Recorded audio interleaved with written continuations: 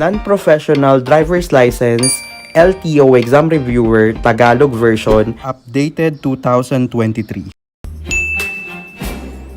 Alin sa mga sumusunod ang nakalarawan?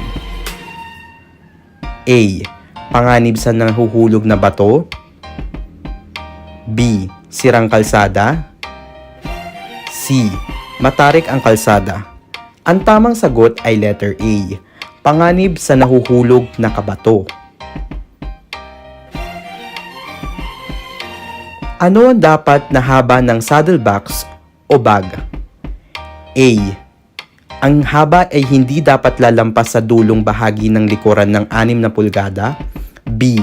Ang haba ay hindi dapat lalampas sa dulong bahagi ng likuran. C. Ang haba ay hindi dapat lumampas sa upuan ng motorsiklo. Ang tamang sagot ay letter B. Ang haba ay hindi dapat lalampas sa dulong bahagi ng likuran. Bakit nakapinta ang rumble strips sa kalsada? A. Upang matulungan kang mapanatili ang tamang distansya sa paghihiwalay. B. Upang tulungan kang pumili ng tamang linya. C. Upang malaman mo ang iyong bilis. Ang tamang sagot ay letter C. Upang malaman mo ang iyong bilis. Ano ang ibig sabihin ng kumukurap-kurap na pulang ilaw traffic? A. Ipagpatuloy ang pagmamaneho, sira ang ilaw trapiko. B. Huminto at magpatuloy lamang kung ligtas. C. Maingat na magpatuloy. Ang tamang sagot ay letter B. Huminto at magpatuloy lamang kung ligtas. Sa alin mga sitwasyon maaaring gamitin ang telepono habang nagmamaneho ng sasakyan? A. Kung ito ay isang mahalagang tawag. B. Kung magaan ang trapiko. C. Wala sa itaas. Ang tamang sagot ay C. Wala sa itaas.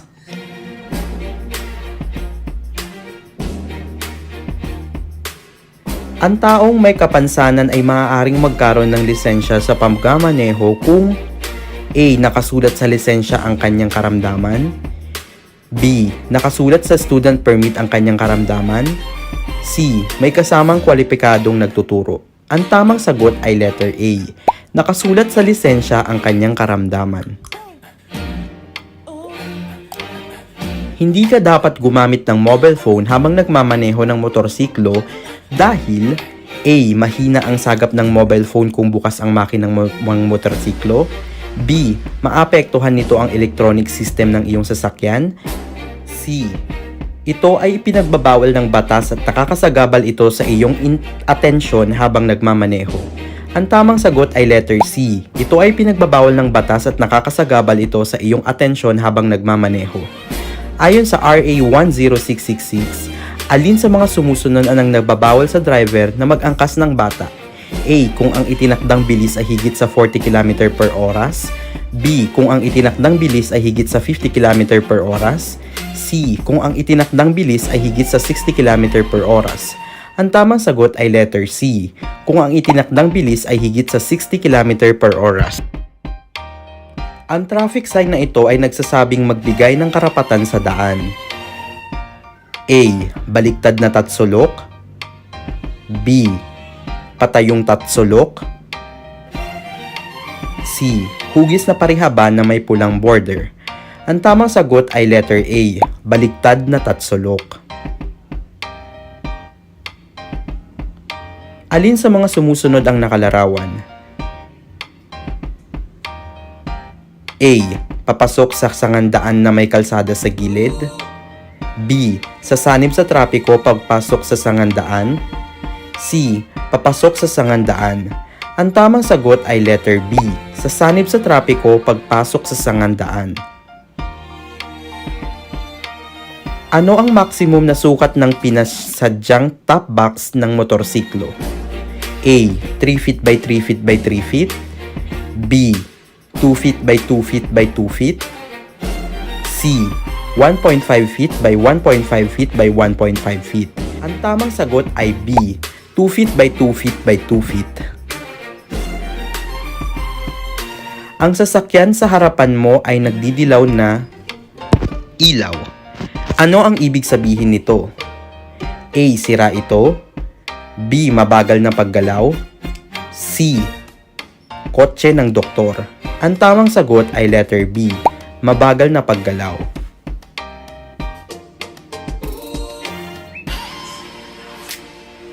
Ano ang ibig sabihin ng senyas trapiko na ito? A. Bawal pumasok ang mga sasakyang 30 taon ang edad. B. Pinakamababang itinakdang bilis. C. Katapusan ng pinakamataas na itinakdang bilis. Ang tamang sagot ay letter C. Katapusan ng pinakamataas na itinakdang bilis. Sa rotonda, alin ang may karapatan sa daan? A. Ang sasakyang nakaharap sa berdeng ilaw. B. Ang sasakyang papasok pa lamang sa rotonda. C. Ang sasakyang nasa paligid ng rotonda. Ang tamang sagot ay letter C. Ang sasakyang nasa paligid ng rotonda.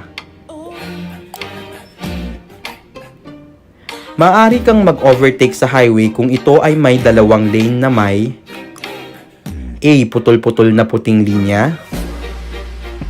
B. Tuloy-tuloy na puting linya. C. Tuloy-tuloy na dilaw na linya. Ang tamang sagot ay letter A. Putol-putol na puting linya.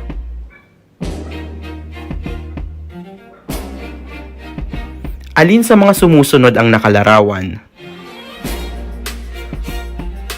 A. Ginagawa ang kalsada. B. Madulas ang kalsada. C. Bako-bakong kalsada. Ang tamang sagot ay letter A.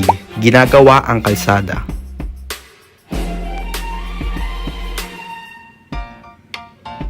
Aling lane ang dapat mong piliin matapos kang lumiko pa kanan mula sa intersection patungong one-way street? A. Manatili sa pinakakanan na lane. B. Manatili sa pinakaloob na lane. C.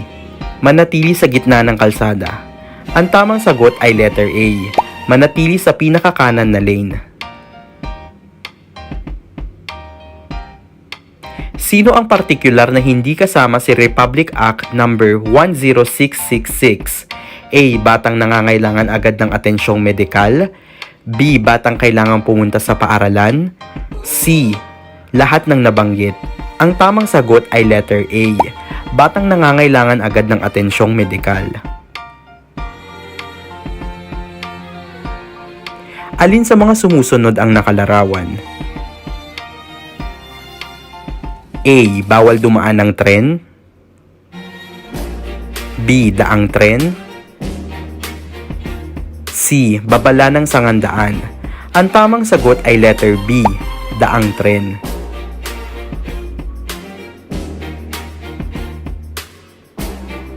Kung kakaliwa, saan dapat nakaposisyon ang iyong motorsiklo? A. Sa pinakamalapit na kurbada ng highway. B. Sa pinakamalapit sa gitna ng highway. C. Sa pinakamalapit sa gilid na linya ng highway. Ang tamang sagot ay letter B. Sa pinakamalapit sa gitna ng highway. Ano ang gagawin mo kung ikaw ay dumating sa interseksyon na may sirang mga signal pantrapiko? A. Ipagpalagay na ang interseksyon ay nakasenyas ng hinto sa lahat ng direksyon. B. Bilisan ng takbo. C. Bagalan ng takbo at hintayin ng traffic enforcer. Ang tamang sagot ay letter A. Ipagpalagay na ang interseksyon ay nakasenyas ng hinto sa lahat ng direksyon. Ano ang ibig sabihin ng ilaw trapiko na ito? A. Humanda sa paghinto. B. Huminto kapag nagpalit ng pula. C. Huminto kung kinakailangan. Ang tamang sagot ay letter A. Humanda sa paghinto.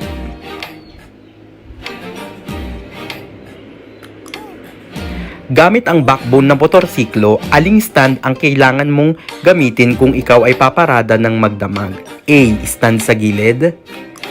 B. Cross stand. C. Stand sa gitna. Ang tamang sagot ay letter C.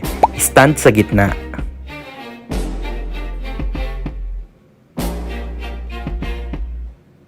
Ano ang dapat mong gawin sa kumikislap na dilaw na trapikong ilaw? Ang signal na ito ay nagsasabi na hindi ka makakaliko sa sangandaan kaya dumiretso ka lang. B. Magmaneho ng maingat para itong give way sign. C. Huminto, magbigay daan at magpatuloy kapag ligtas. Ang tamang sagot ay letter B. Magmaneho ng maingat para itong give way sign. Ano ang dapat mong gawin kapag nakita mo ang ilaw trapiko na ito? A. Magpatuloy. B. Maghintay sa pulang ilaw. C. Magpatuloy kapag walang sagabal na sa kabila. Ang tamang sagot ay letter A. Magpatuloy.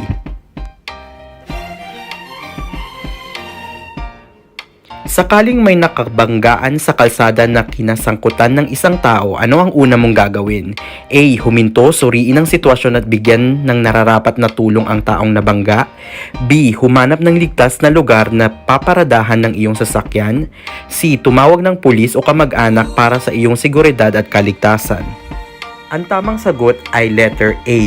Huminto, suriin ang sitwasyon at bigyan ng nararapat na tulong ang taong nabangga. Ang isang putol-putol na puting linya sa 200 na kalsada ay A. Pagdaan o pag-overtake ay maaaring gawin kahit anong oras. B. Walang mag-overtake. C. Naghahati sa trapiko na gumagalaw sa magkabilang direksyon. Ang tamang sagot ay letter C. Naghahati sa trapiko na gumagalaw sa magkabilang direksyon. Ano ang ibig sabihin ng pavement marking na ito? A. Bawal mag-overtake. B. Bawal huminto. C. Gilid ng kalsada. Ang tamang sagot ay C. Gilid ng kalsada. Kung ito ang plaka ng iyong sasakyan, kailan mo dapat ito i-renew ang rehistro upang maiwasan ang multa? A. Hanggang ika-19 na araw ng ikalawang buwan ng taon. B. Hanggang ika-9 ng araw ng ikalawang buwan ng taon. C. Hanggang sa huling linggo ng ika-4 na buwan ng taon. Ang tamang sagot ay letter C. Hanggang sa huling linggo ng ika-4 na buwan ng taon. Alin sa mga sumusunod ang nakalarawan? A. Bawal pumasok. B. Huminto ka. C. Magbigay ka. Ang tamang sagot, letter B. Huminto ka.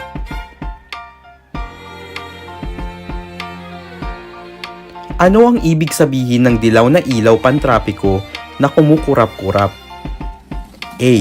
Bagalan ng takbo at magpatuloy kung walang panganib. B. Hintayin hanggang maging berde ang ilaw. C. Huminto at hintayin ang pulang ilaw. Ang tamang sagot ay letter A. Bagalan ng takbo at magpatuloy kung walang panganib. Alin sa mga sumusunod ang nakalarawan? A. Lugar ng hospital.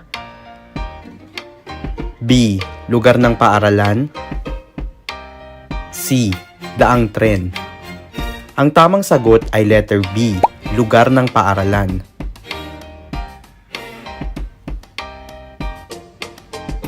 Ang dobleng putol-putol na puting linya sa kalsada ay nangangahulugang A.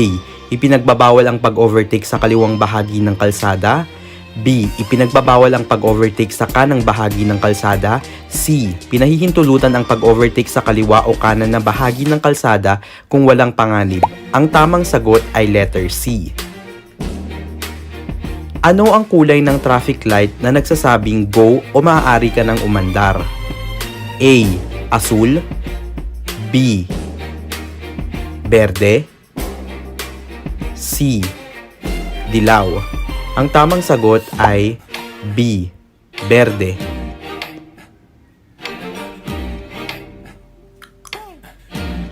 Alin sa mga sumusunod ang nakalarawan? A. Matarik na kalsada. B. Sirang kalsada. C. Ilog. Ang tamang sagot ay letter C. Ilog.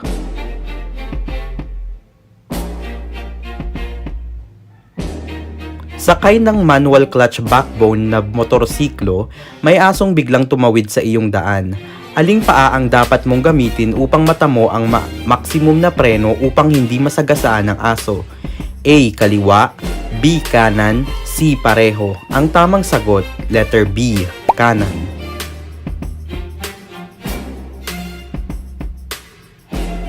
Ang dobleng buong dilaw na linya ay blank. A. Hindi dapat tawiran kailanman. B. Ay hindi dapat tawiran maliban kung may pang-iingat. C. Wala sa pagpipilian. Ang tamang sagot ay letter A. Ay hindi dapat tawiran kailanman. Alin sa mga sumusunod ang nakalarawan? A. Madulas ang kalsada. B. Papalaki ang kalsada. C. Papaliit ang kalsada. Ang tamang sagot ay letter C. Papaliit ang kalsada. Ang paggamit ng mobile phone habang nagmamaneho ay delikado at A. Ito ay labag sa batas sa lahat ng saklaw sa batas. B. Ito ay labag sa batas malibang na lamang kung ginagamitan ng hands-free device. C. Maaari kung nakahinto ang sasakyan dahil sa traffic light sa intersection. Ang tamang sagot ay letter B. Ang paglikong signal na ilaw ay dapat gamitin kapag A. Nagmamaneho ng maayos. B. Ipaparating ang inyong intensyon sa mga driver na nasa paligid mo. C. Dapat kang bigyan ng daan. Ang tamang sagot ay letter B. Ipaparating ang inyong intensyon sa mga driver na nasa paligid mo. Alin sa mga sumusunod ang nakalarawan? A. Doble ang kurbadong delikado sa unahan. B. Doble ang kurbadong delikado sa kanan. C. Doble ang kurbadong delikado sa kaliwa. Ang tamang sagot ay letter C. Doble ang kurbadong delikado sa kaliwa. Ang traffic signs na nagbibigay ng impormasyon tungkol sa mga batas at regulasyong pantrapiko na kung hindi mapapansinin ay ituturing na paglabag ay tinatawag na A. Regulatory signs, B. Warning signs, C. Informative signs. Ang tamang sagot ay letter A. Regulatory signs. Kailan mo dapat suriin ang level ng langis ng iyong makina? A. Kada 600 kilometers. B. Bago ang mahabang lakbayin. C. Umagang-umaga. Ang tamang sagot ay B. Bago ang mahabang lakbayin. Ang mga mandato ng LTO ay magrehistro ng mga sasakyan na emission compliant at karapat-dapat na gamitin magbigay kaayusan sa kalsada at A. Panatilihin ang kalinisan sa kalsada. B. Bigyan ng lisensya ang mga dekalidad na driver. C. Gumawa ng patnubay na may kinalaman sa prangkisa ng mga sasakyang pampubliko. Ang tamang sagot ay letter B. Bigyan ng lisensya ang mga dekalidad na driver. Ano ang dapat mong gawin kung ang release ng tren ay walang babala o warning devices? A. Bilisan ng takbo at tumawid ng mabilis subalit huwag kalimutang suotin ang helmet.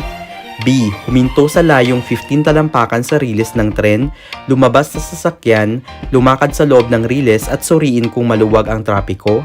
C.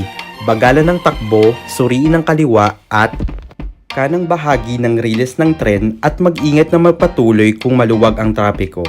Ang tamang sagot ay letter C. Bagalan ng takbo, suriin ang kaliwa at kanang bahagi ng riles ng tren at mag-ingat na magpatuloy kung maluwag ang trapiko. Ayon sa batas, ano ang dapat mong gawin sa sandaling makarating sa isang interseksyon na may senyas na huminto? A. Bagalan ng takbo at dumiretso kung ligtas na itong gawin. B. Magbigay ng daan kung kinakailangan sa mga paparating na sasakyang nangangailangan sa kaliwa na kakanan. C. Huminto at dumiretso kung ligtas na itong gawin. Ang tamang sagot ay C. Huminto at dumiretso kung ligtas na itong gawin. Ano ang iyong dapat gawin kung ikaw ay papasok sa lugar na maraming ginagawang kalsada na pansamantalang ipinagbabawal ang pag-overtake?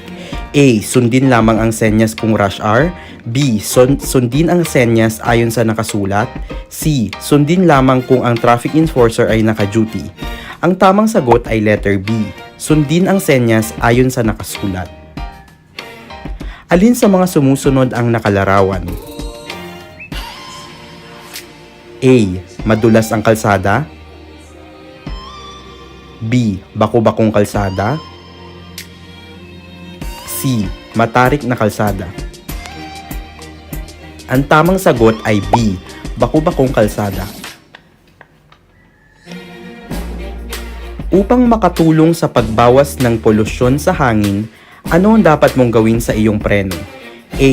Pumreno ng maayos. B. Pumreno ng madalas. C. Pumreno ng biglaan. Ang tamang sagot ay letter A. Pumreno ng maayos.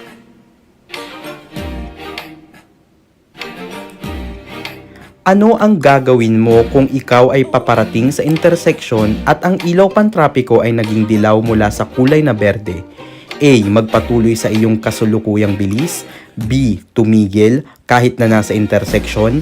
C. Tumigil bago ang interseksyon o bago ang linya sa paghinto.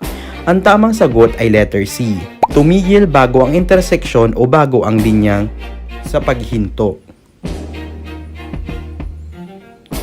Alin sa mga sumusunod ang nakalarawan? A. Matarik ang paakyat na direksyon ng kalsada. B. Matarik ang kalsada. C. Matarik ang pababang direksyon ng kalsada. Ang tamang sagot ay letter A.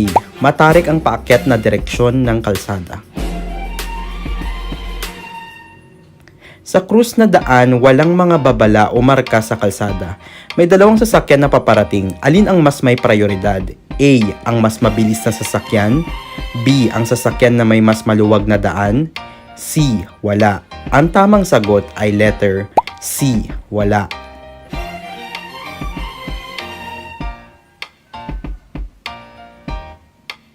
Alin sa mga traffic light ang nagsasabi sa iyong maghanda sa paghinto? A. Dilaw.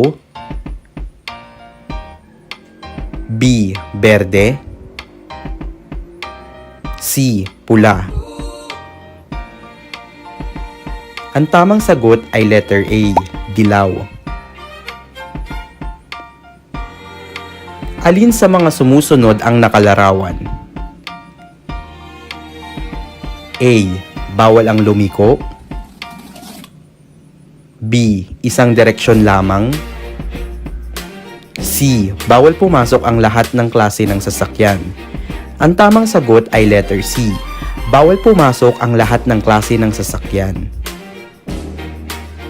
Kapag papalapit sa isang crosswalk, ilinya ng taong naglalakad, dapat kang A. Bumusina ng huminto sa pagtawid ang taong naglalakad. B. Huminto at maghintay sa taong naglalakad. C. Bilisan ang iyong bilis. Ang tamang sagot ay letter B. Huminto at maghintay sa taong naglalakad. Ano ang dapat mong gawin kung nais mong bagalan ng takbo o huminto? A. Bumusina para magsenya sa harap ng sasakyan. B. Tapakan ng bahagya ang preno upang umilaw ang brake light. C. Manatili sa iyong lane at saka huminto. Ang tamang sagot ay letter B. Tapakan ng bahagya ang preno upang umilaw ang brake light. Alin sa mga sumusunod ang nakalarawan? A. Delikado ang kurbada sa kaliwa. B. Delikado ang kurbada sa kanan. C. Babala ng sangandaan. Ang tamang sagot ay letter A. Delikado ang kurbada sa kaliwa. Kung kailangan mong magsuot ng salamin sa mata upang makakita ng malinaw, kailan mo dapat ito isuot kung ikaw ay nagmamaneho? A. Sa hindi magandang panahon. B. Sa gabi.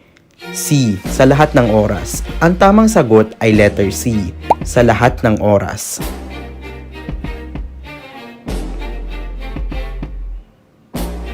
Ano ang pinakamabuting gawin kung ikaw ay inaantok habang nagmamaneho? A. Buksan ang radyo ng napakalakas. B. Magmaneho ng higit na mabilis. C. Huminto sa tamang pahingahan at magpahinga. Ang tamang sagot ay letter C. Huminto sa tamang pahingahan at magpahinga. Sana ay may natutunan ka sa video na ito at isaulo ang lahat ng natutunan at gamitin ito ng tama sa kalsada. Maraming salamat ka-Wonder. Ako po ulit si Wonder J nagsasabing, ingat mga ka-Wonder and see you sa aking next na video.